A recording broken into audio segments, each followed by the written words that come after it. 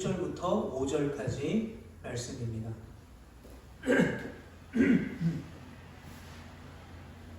한 절씩 교독하고 마지막 5절은 함께 읽겠습니다.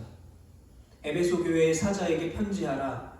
오른손에 있는 7별을 붙잡고 7 금축대 사이를 거니시는 이가 이르시되 내가 내 회개와 수고와 내 인내를 알고 또 악한 자들을 용납하지 아니하였다. 자칭 사도를 하되 아닌 자들을 시험하여 그의 거짓된 것을 내가 드러내볼까. 또 내가 참고 내 이름을 위하여 견디고 게으르지 아니하는 것을 아노라. 그러나 너를 책망할 것이 있나니 너의 처음 사랑을 버렸느니라. 다 같이 읽겠습니다. 그러므로 어디서 떨어졌는지를 생각하고 회개하여 처음 행위를 가지라. 만일 그리하지 아니하고 회개하지 아니하면 내가 내게 가서 내 촛대를 그 자리에서 옮기리라. 아멘. 할렐루야. 네, 주일 예배 오신 주님 성도님들 주님의 이름으로 환영하고 축복합니다. 이 시간에는 꽃등이라는 말씀의 제목으로 계시록 2장 1절부터 5절까지의 말씀을 가지고 함께 은혜를 나누겠습니다. 여러분, 만약 여러분들이 어떤 교회를 갔는데 매주일 똑같은 설교를 듣는다고 한다면 어떤 생각이 들겠습니까? 매주일 목사님이 거의 똑같은 설교를 해요. 어떤 마음과 생각이 들겠습니까? 물론 개 중에는 똑같은 설교를 하는지 모르시는 분들도 계실 수도 있겠지만 설교를 열심히 듣는 분들이라면 왜 목사님이 똑같은 설교를 하지? 그리고 그 다음 주에 되면 이상하다, 왜 또 똑같은 설교를 하지? 라고 의아하게 생각할 겁니다. 그런데 여러분, 그런 교회가 실제로 존재했었어요.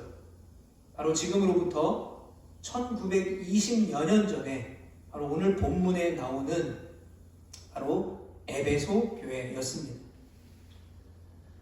체코의 종교 개혁자 제롬이라는 사람의 말에 의하면 이 사람은 나이가 들어서 기력이 쇠해서 장시간 설교하는 것이 힘들어졌고 아주 짧게 에베소 교인들에게 한마디씩 권면하는 것으로 설교 시간을 대신했다고 합니다.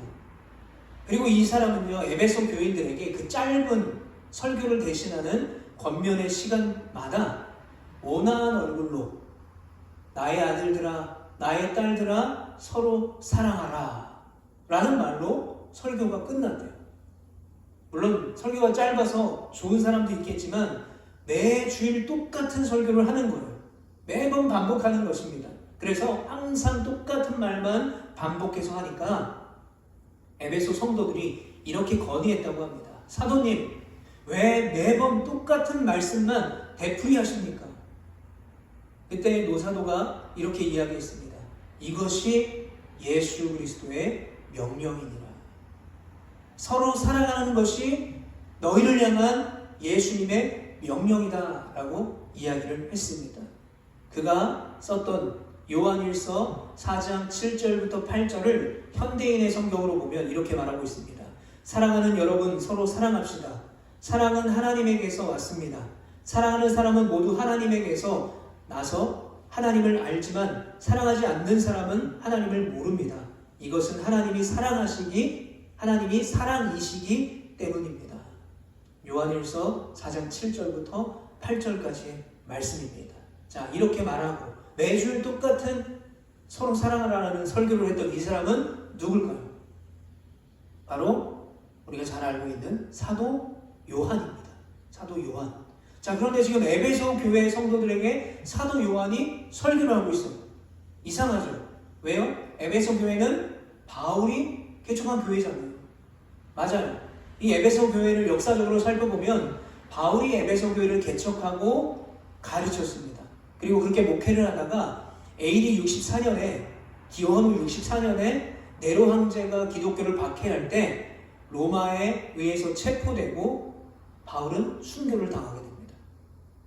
그리고 그 이후에 바울의 아들과도 같았던 동역자, 믿음의 사람이었던 디모데가 이 에베소 교회를 맡아서 사역을 하게 됩니다. 그런데 이 디모데도 AD 80년경에 5월에 열린 아데미 축제, 아데미 아시죠? 에베소에 있었던 큰 우상, 여신, 그 축제 때 거기에 모인 수많은 군중들을 향해서 아데미는 하나님이 아닙니다. 아데미는 그냥 우상에 불과할 뿐입니다. 라는 말씀을 선포하다가 그곳에 모인 군중들에게 돌에 맞아서 디모데는 순교를 하게 됩니다. 자, 그리고 그 이후 이 에베소 교회를 예수님의 제자였던 이 사도 요한이 사역을 감당하게 된 것입니다.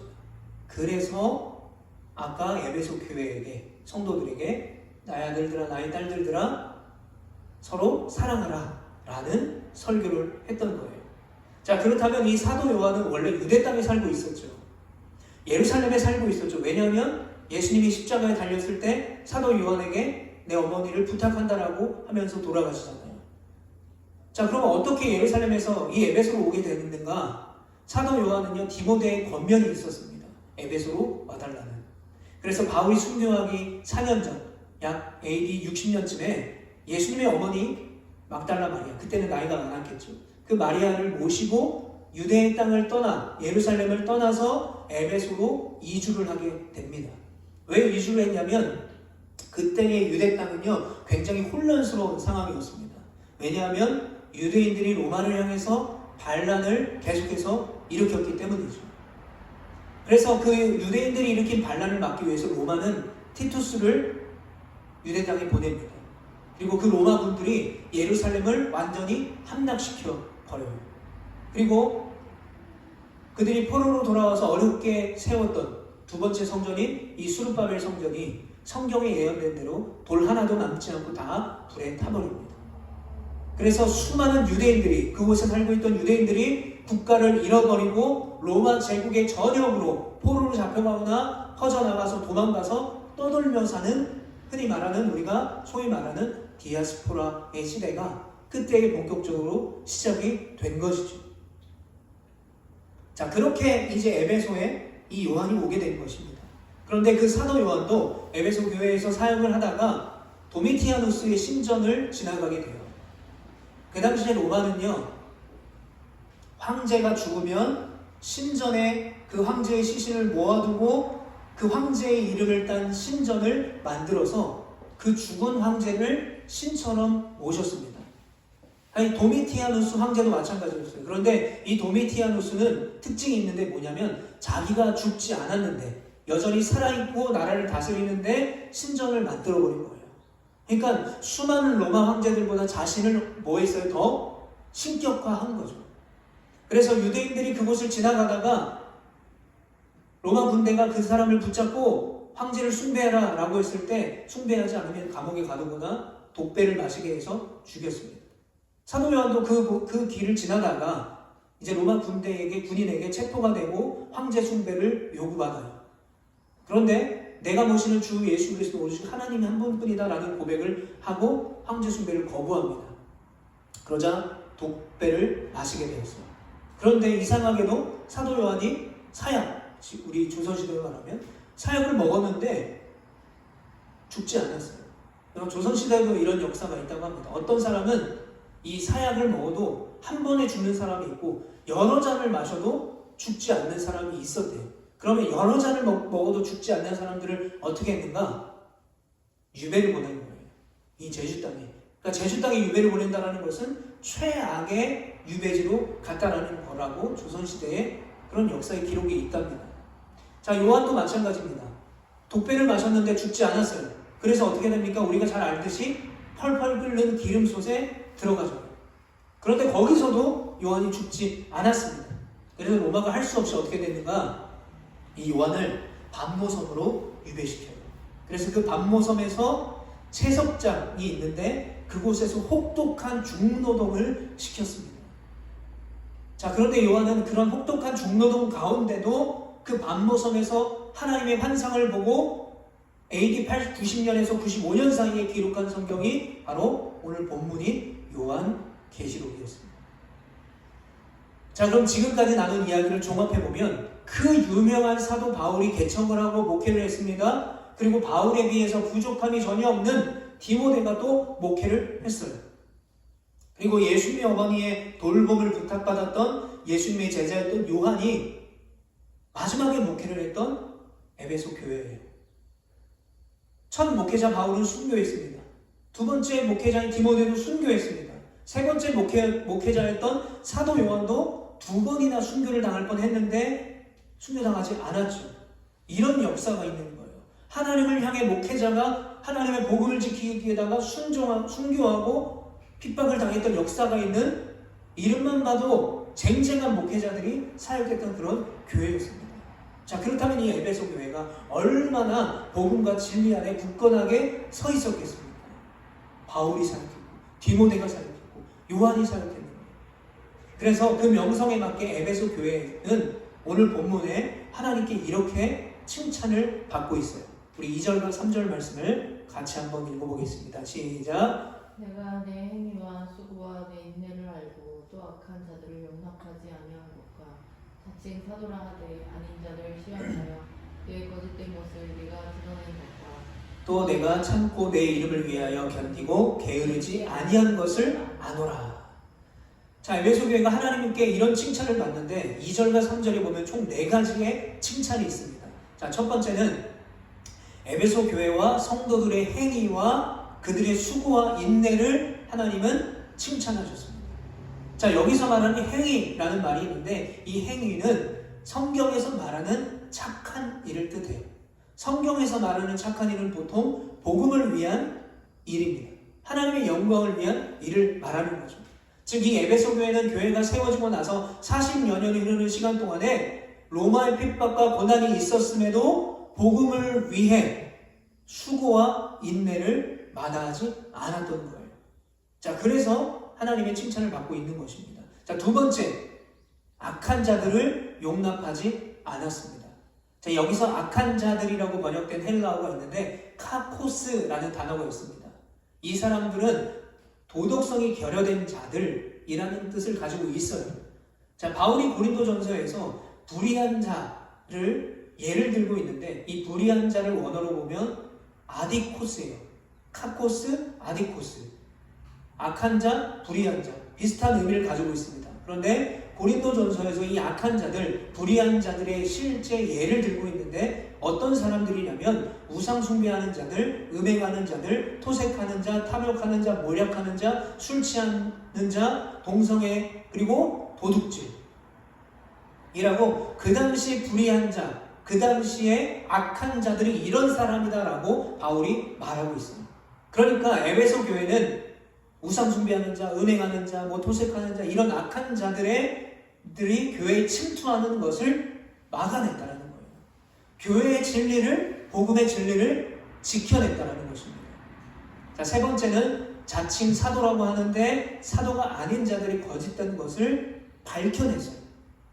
자, 지금으로 따져본다면 이단과 사이비들이 누군지를 분별해냈다는 거예요. 그리고 저 사람이 사이비야, 이단이야 라고만 할 것이 아니라 그들을 예배의 자리에 공개적으로 밝혀내고 그들을 추방시켰습니다. 지금으로 따지면 교회에 있는 신천지 성도를, 이단과 사이비 성도를 색출해서 교회에서 쫓아내는 것입니다. 여기서 알 수 있는 게 뭐예요? 그들이 복음에 확실히 서 있었다. 그리고 진리를 정확하게 알고 있고 분별할 수 있는 지혜가 있었다는 것을 알 수 있어요. 그래서 칭찬을 받은 것입니다. 자, 마지막으로 네 번째는 견뎌냄과 부지런함이 그들 가운데 있었습니다. 로마 핍박이 있었죠. 그런데도 그들은 힘들고 어려운 그 복음을 전하는 일들을 또 교회 독사의 사명을 잘 견뎌냈다는 거예요. 그리고 여기서 부지런하다라는 것은 새벽 3시부터 일어나서 교회에 가서 봉사하고 또 일하고, 물론 그것도 부지런함이지만 여기서 말하는 부지런함의 원어를 보게 되면요, 이들이 복음을 견뎌냄과 그 수고와 인내 속에서 힘들 때가 있을 거 아니에요. 로마 핍박과 어려움이 있었을 거 아니에요. 그런데 여기서 부지런하다는 말은 뭐냐면 그러한 수고와 인내 속에서도 힘들지만 결코 낙심하지 않았다는 거예요. 하나님을 바라보는 소망을 잃어버리지 않았다는 거죠. 그러면 이들이 왜 그렇게 했냐라는 거예요. 왜 이렇게 수고와 인내를 했고 악한 자를 용납하지 않았고 자칭 사도라 하는 자들을 밝혀냈고 어떻게 그 복음을 지켜냈고 견뎌내고 부지런할 수 있었는가? 3절에 보니까 뭐라고 말하냐면 내 이름을 위하여. 3절에 보니까 또 내가 참고 내 이름을 위하여 라고 말하고 있습니다. 여러분, 여기서 내 이름을 위하여라는 것은 에베소 교회 성도들이 자기의 이름을 내기 위해서 또는 자기 교회를 드러내기 위해서 또는 자기가 가지고 있는 종교성을 과시하기 위해서 그런 것이 아니라는 거예요. 오직 예수 그리스도의 이름을 위해서 수고와 인내를 마다하지 않았고 악한 자들을 용납하지 않았고 진리 안에 분별함이 있었고 낙심하지 않았다 라는 것을 우리가 알 수 있습니다. 당연히 칭찬받아 마땅한 교회가 바로 에베소 교회였어요. 자, 이렇게 에베소 교회의 칭찬이 이어지고 있어요. 분위기가 너무 좋아요. 자, 그런데 갑자기 4절에 분위기가 반전이 돼요. 우리 4절 말씀 같이 읽어봅니다. 시작. 그러나 너를 책망할 것이 있나니 너의 처음 사랑을 버렸느니라. 한참 하나님이 칭찬을 하시다가 갑자기 정색하시면서 그런데 너희가 칭찬받아 마땅한 일이 있지만 내가 분명히 너희에게 책망할 것이 있다. 너희는 처음 사랑을 버렸다. 여러분, 사도 바울이 개척했습니다. 디모데와 요한이 사역한 교회예요. 그리고 그 교회에 아볼로가 있었고요. 또 브리스길라와 아굴라 부부가 그 교회의 성도였고요. 예수님의 어머니인 동정녀 마리아, 얼마나 유명한 사람입니까? 마리아가 그 교회를 다녔어요. 그런 에베소 교회였어요. 그리고 순교의 역사가 있던 교회였어요. 아주 유명하고 능력 있는 목회자가 3대에 걸쳐서 목회를 했고 그 시대의 연예인처럼 유명한 사람들이 다녔던 교회입니다. 그런데 그 교회가 뭘 받아요? 책망을 받고 있는 것입니다. 왜 책망을 받고 있겠습니까? 4절에 보면 그러나 너를 책망할 것이 있나니 너의 처음 사랑을 버렸느니라. 아멘. 여러분, 칭찬을 받았던 이 에베소 교회가 처음 사랑을 버렸다라는 그 이유로 하나님의 분명한 단호한 책망을 받게 되는 것입니다. 자, 그렇다면 처음 사랑을 버렸다라는 것, 그것이 어떤 의미일까? 자, 첫 번째, 그들은요 순수한 사랑과 열정을 잃어버린 거예요. 여러분, 누구나 처음은요 다 소중합니다. 그래서 처음은 다 긴장하게 되고 떨림을 갖게 되고 순수함을 가지게 되는 것 같아요. 에베소 교회에게 순수한 사랑과 열정을 잃었다라는 것은 에베소 교회의 예배가 그리고 그들의 믿음이 그들의 삶이 형식적으로 변질된 거예요. 첫사랑을 잃어버린 것이죠. 게리 마테나 박사가 쓴 필요한 한 가지라는 책이 있습니다. 제가 가끔 이제 예화를 듣는데 그 책에서 뭐라고 말하냐면 하나님을 마음과 목숨과 뜻을 다해 사랑하는 것이 우리의 최고의 사명이라고 한다면 하나님을 마음과 목숨과 뜻을 다해 사랑하지 않는 것이 가장 큰 죄다라고 말해요. 그러면 왜 하나님을 마음과 목숨을 다해 사랑하지 못하게 만드느냐? 결국 살펴봤더니 자기 만족과 익숙함과 무뎌짐으로 인해서 하나님을 마음을 다해 사랑하지 못하게 된다는 거예요. 결국 익숙함, 무뎌짐, 자기 만족이 우리에게 있는 큰 죄라고 말하고 있습니다. 그것 때문에 우리가 마음을 뺏기는 거죠. 우리의 사랑을 뺏기는 거죠. 우리의 시간을 뺏기는 거죠. 그래서 하나님을 전적으로 사랑하지 못하게 만들기 때문입니다. 자, 그런데 반대로 여러분 시편 92편의 이 시편 기자의 고백을 한번 보세요. 여호와여, 주께서 행하신 일이 어찌 그리 크신지요. 주의 생각이 매우 기쁘시니이다. 여호와여, 주께서 행하시는 일이 어찌 그리 크십니까? 뭡니까? 자기 만족이나 익숙함에 무뎌짐에 빠져있지 않죠. 새로운 기대와 감격이 넘쳐나는 고백입니다. 하나님께서 행하신 일이 날마다 새롭고 그게 너무나 크다라는 거예요. 그게 너무나 아름답다라는 거죠. 그래서 이것을 영어 성경으로 보면 밑에 영어 성경이 나와 있는데 NIV가 나와 있는데 이것을 좀 의역해 보면 마치 드라마나 영화처럼 좀 대사를 의역해 보면 이렇게 설명할 수 있습니다. 주님, 당신이 하는 모든 일에 나는 매일 전율을 느끼게 됩니다. 하나님이 행하시는 새로운 그 일들 때문에 인간으로서 할 수 없는 그 능력을 행하시는 하나님으로 인해 전율을 느끼게 된다는 거예요. 하나님이 행하신 일이 너무 놀랍다는 거죠. 여러분, 나를 설레게 했고 기대하게 했던 첫 직장이 있지 않습니까? 그리고 첫 출근이 있지 않습니까? 그런데 이 첫 직장도 첫 출근도 시간이 흐르면 어떻게 돼버립니까? 사랑하는 사람과 정말 너무 사랑해서 결혼을 해서 신혼을 보냈는데 시간이 흐른 지금의 부부의 모습은 어떨까요? 많은 것이 바뀌었죠. 익숙해졌겠죠. 전율이나 감동이나 설레임은 어느 정도 사라졌을 거예요. 여러분, 예수님을 처음 만났던 그때를 한번 기억해 보시길 바랍니다.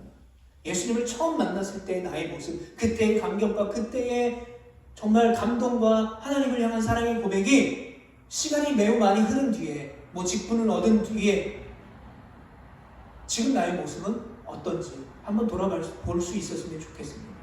그리고 우리가 드리는 예배는 어떻습니까? 날마다 우리의 예배가 새롭습니까? 아니면 마지못해 예배를 드립니까? 아니면 습관적으로 늘 드리던 거니까 나가지 않으면 어색하니까 예배를 드립니까?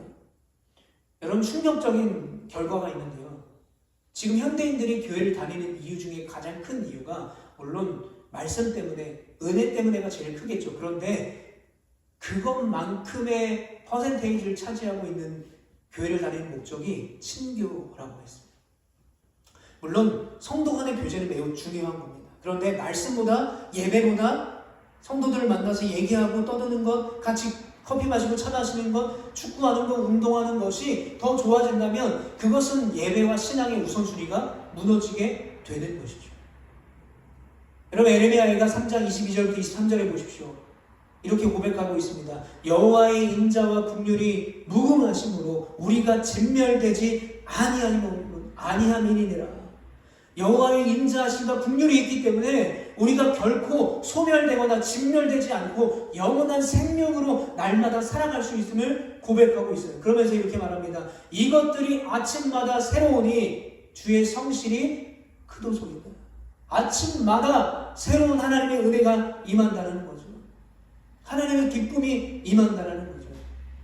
여러분, 우리 예배가, 우리의 믿음과 우리 신앙생활이 날마다 기쁘고 날마다 기대가 되고 날마다 소망으로 나아가는 그런 예배와 그런 삶이 되시기를 간절히 축복합니다.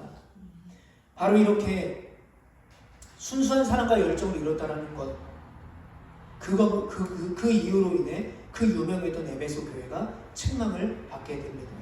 자, 두 번째 이유가 있습니다. 두 번째 이유는 뭐냐면 교회 안과 밖의 사랑과 돌봄의 마음이 식어버렸기 때문에 그래요. 자, 40여 년 전에 에베소 교회는 말씀과 가르침에 철저했습니다. 그런데 그 가르침 안에는, 말씀 안에는 뭐가 있었냐면 성도 간의 사랑이 있었고요. 잃어버린 자를 향한 사랑과 돌봄이 있었습니다. 예를 들어보면 이제 바울이 에베소를 떠나게 될 때, 우리가 잘 알고 있죠. 그 교회 에베소교회 장로들이 이 바울이 배를 타는 곳까지 배웅을 나와요. 그리고 서로 부둥켜 안고 작별을 아쉬워하며 바울은 떠납니다. 왜 울었을까요? 바울이 지금 떠나는 곳이 어디냐면 아덴이기 때문에 그래요.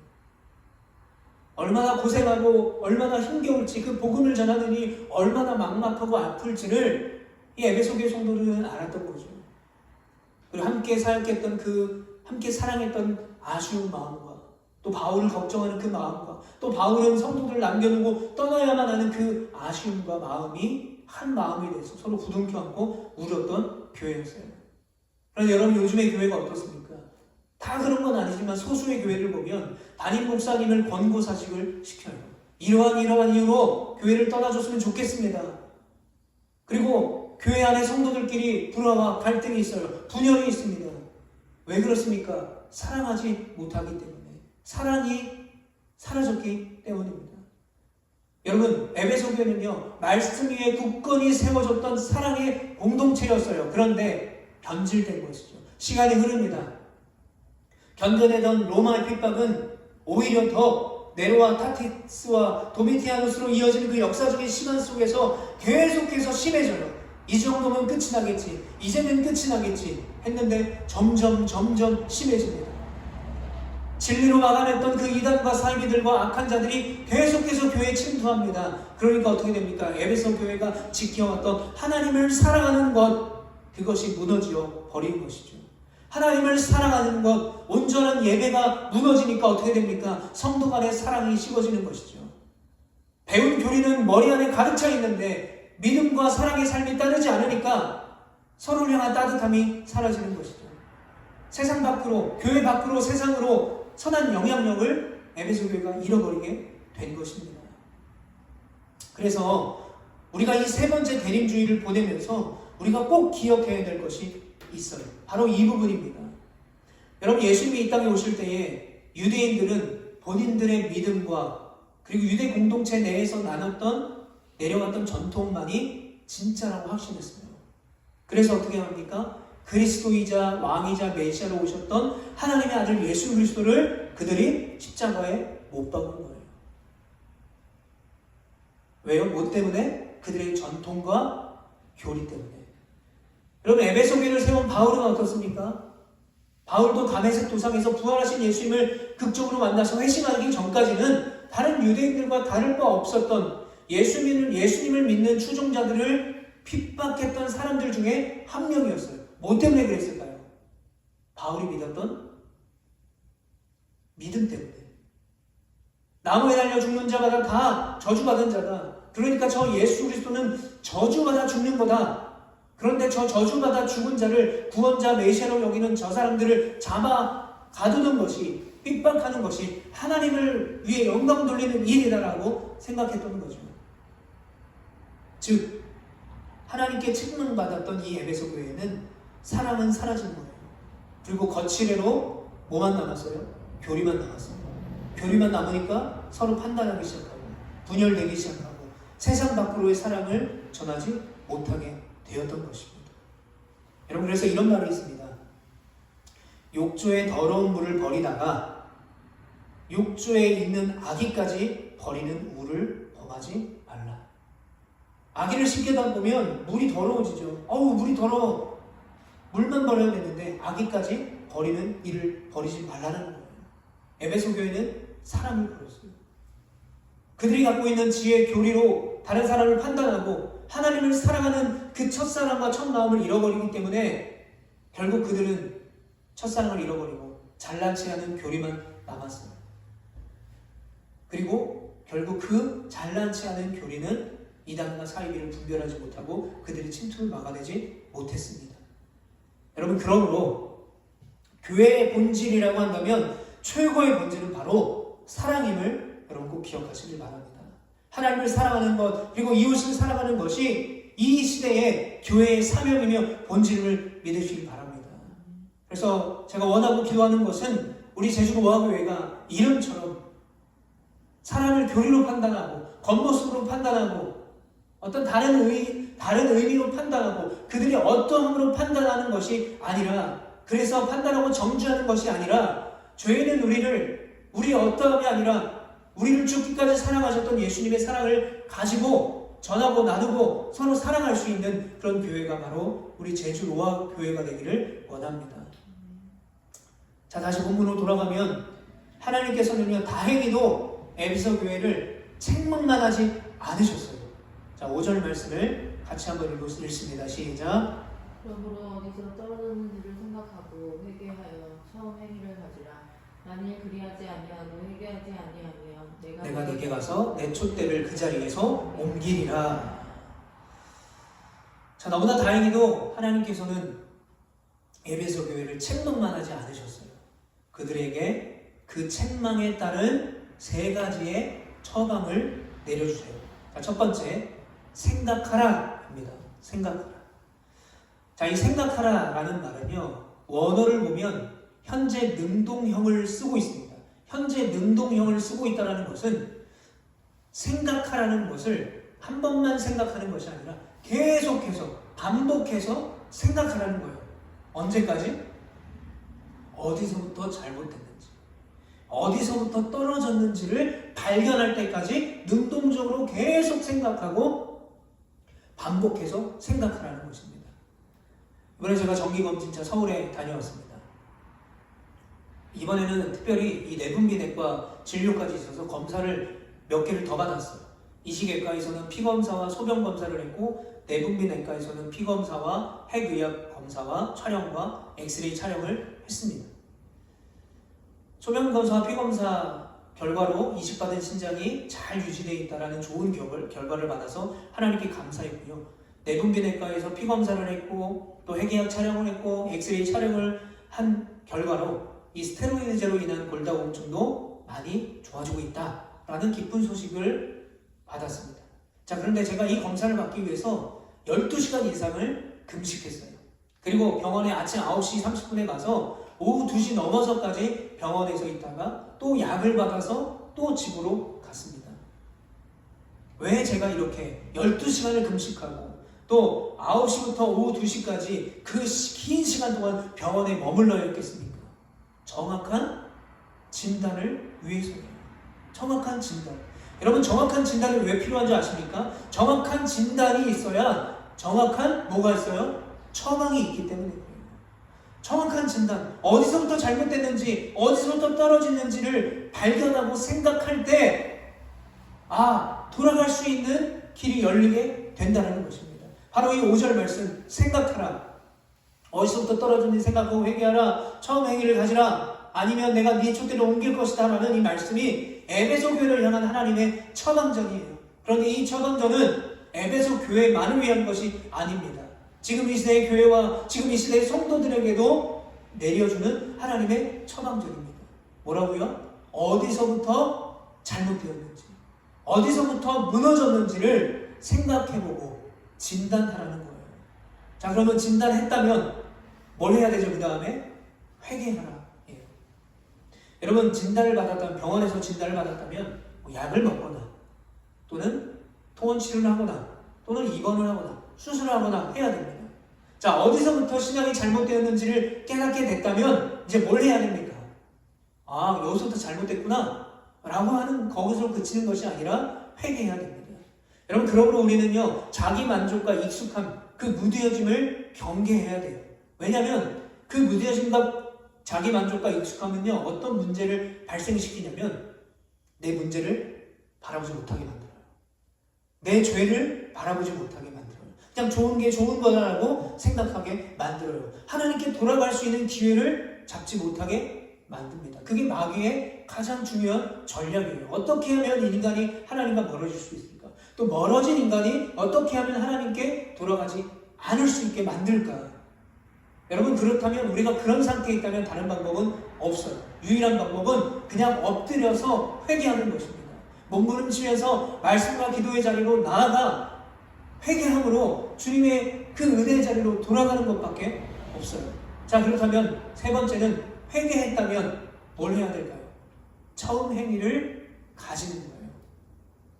자, 회개했다면 내가 가던 그 길로 그냥 직진해버리는 게 아니라 그 자리를 돌이켜서 처음 행위의 자리로 돌아가는 거예요. 여러분, 회개는요, 양심에 거리끼거나 또는 마음이 불편한 것으로 끝나서는 안 돼요. 내가 잘못했구나. 이게 문제구나 라고 해서 거기서 끝나는 것이 아니라 반드시 행동으로 변화되어야 되는 것이 진짜 회개입니다. 그러므로 에베소 교회는 생각하고 회개했다면 그 첫사랑을 기억하고 바울로부터 배우고 복음과 진리 안에 인내하며 서로 사랑했던 그때 그 처음 행위로 뭐 해야 돼요? 돌아가야 돼요. 그런데 환자들 중에 보면 이런 환자들이 있어요. 처방전도 있고요, 의사의 권고가 있는데 어떤 사람들은 자기 생각대로 이 정도 약은 안 먹어도 될 것 같아 해서 약을 줄이는 사람이 있고요, 이 약이 좀 부족한 것 같아, 더 빨리 이 질병이 낫고 싶어서 여러 가지 좋다는 약을 먹기도 합니다. 물론 이렇게 했을 때 갑자기 질병이 확 악화되거나 또는 사망에 이르지는 않아요. 그런데 오늘 본문에서 에베소 교회에게 향한 생각하라, 회개하라, 처음 행위를 가지라 라는 것을 하지 않았을 때, 혹은 자기 생각을 덧붙여서 대충 했을 때에 어떻게 된다라고 경고하고 있냐면, 에베소 교회를 향해 하나님이 이렇게 경고하고 계세요. 내가 내게 가서 내 촛대를 그 자리에서 옮기리라. 내 촛대를 그 자리에서 옮긴다는 거예요. 그 자리에서 옮긴다는 건 뭐예요? 즉시, 바로 유예의 기간을 주지 않는다는 거죠. 에베소 교회를 하는 하나님의 처방전은 대충 하면 안 돼요.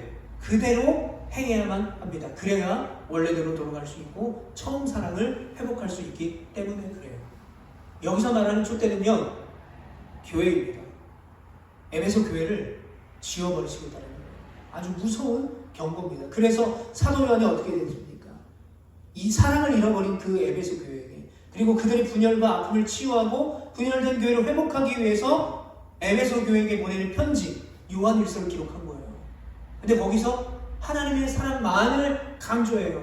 그리고 죽을 때까지 그 에베소 교회에서 목회하면서 성도들이 뭐 왜 그렇게 똑같은 말만 하느냐 했던 그 사랑의 메시지만을 전했지만, 그때 받은 교회의 상처와 잃어버린 믿음은 결국 회복되지 않았습니다.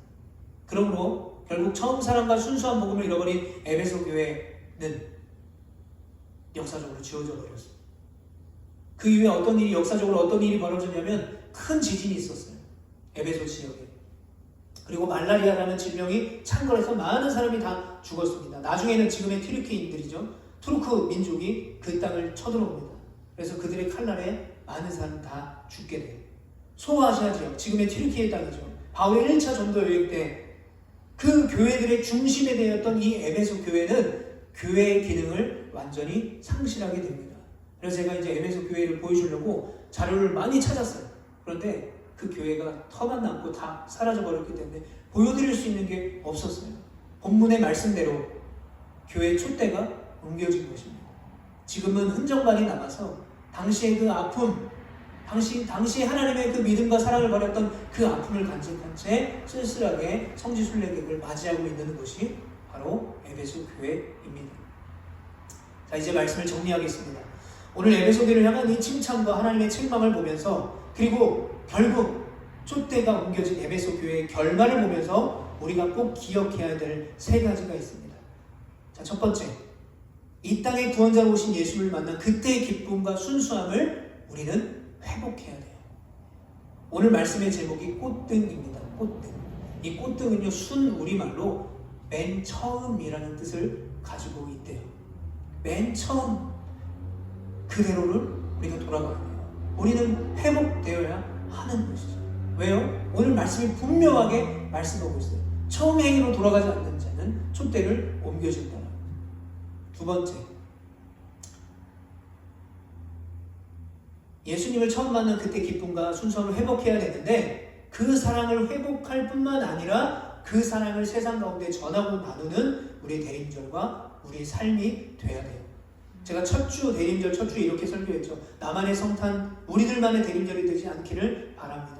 믿음도 마찬가지입니다. 나만 예수 그리스도 잘 믿어서 나만 축복받고 나만 은혜와 기쁨과 소망을 누리는 것이 아니라, 아까 시편 92편의 고백과 같이 날마다 나만 하나님의 기이하고 놀라운 일들을 경험하는 것이 아니라 잃어버린 영혼들에게 그 은혜를 나누는 우리의 삶이 되어야 되는 거예요. 왜요? 에베소 교회가 그 사랑을 잃어버렸기 때문입니다.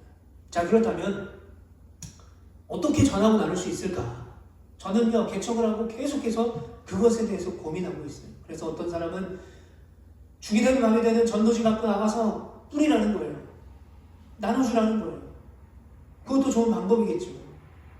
저는 내년에 어떤 계획을 갖고 있냐면, 주기적으로 표선 해수욕장에 가서 그 노아교회 이름이 적힌 뭐 티셔츠나 뭐 그런 조끼 같은 걸 입고 청소를 할 예정입니다. 될지는 모르겠지만 가을에는 책방을 좀 하고 싶은 마음이 있어요. 그러니까 하나님의 사랑과 그 은혜를 전할 수 있는 방법은 상당히 많습니다. 그런데 오늘 우리가 꼭 기억해야 될 것은 이거예요. 에베소 교회가 왜 사랑이 무너졌냐라는 거예요. 왜 무너졌어요? 결국은 하나님을 향한 사랑이 무너졌기 때문입니다. 하나님을 향한 첫사랑이 깨어져 버렸기 때문입니다. 그러니까 하나님을 사랑하지 못하니까 이웃을 사랑하지 못하는 거예요. 여러분, 하나님을 사랑하지 못하는데 우리가 어떻게 이웃을 사랑할 수 있겠습니까? 근데요, 안타깝게도 불행하게도 하나님을 사랑하지 않는데 이웃을 사랑하는 교회들이 있어요. 그건 뭐예요? 사랑하는 척 하는 거죠. 여러분, 하나님을 사랑하는 것이 제대로 세워지고 그 사랑을 우리가 제대로 깨닫고 믿어질 때에 그 사랑을 우리가 전할 수 있는 거예요. 여러분, 그러한 믿음과 사랑의 삶을 구별되게 살아갈 수 있는 우리 모두가 되시기를 간절히 축복합니다. 마지막으로 하나님의 말씀 안에 겸손함으로 하나님의 중심의 삶을 살아야 함을 기억하시길 바랍니다. 여러분, 하나님의 말씀 안에서 겸손함으로 하나님 중심의 삶을 사는 우리가 되길 바라요. 수많은 핍박과 어려움이 있어도, 수많은 다른 가치들이 공격해도 에베소 교회처럼 그 사랑을 잃어버리고 무너지는 것이 아니라 그 하나님의 사랑과 그 은혜와 믿음을 지켜낼 수 있는, 진리를 지켜낼 수 있는 우리가 되시길 바랍니다. 그래서 칭찬받는 교회로, 또 칭찬받는 성도로 어떤 어려움과 낙심 속에서 수고하고 인내하며 복음의 아름다운 열매를 맺어갈 수 있는 우리 제주 로아교회와 우리 모두가 되기를 간절히 축복합니다. 그리고 대림절을 보내면서 나를 구원하신 예수님께 감사하고 내가 처음 예수님 만났던 그 첫사랑을 회복하는 시간이 되시기를 간절히 축복합니다. 그 사랑이 회복되어질 때에 우리가 이 땅에서 다시 오시겠다라고 약속하신 그 예수 그리스도를 지혜롭게 기쁨으로 소망함으로 감사함으로 기다릴 수 있는 우리 모두가 되기를 간절히 축복합니다. 기도하겠습니다. 사랑의 아버지 하나님, 참 감사드립니다. 에베소 교회를 통해서 우리의 믿음과 우리의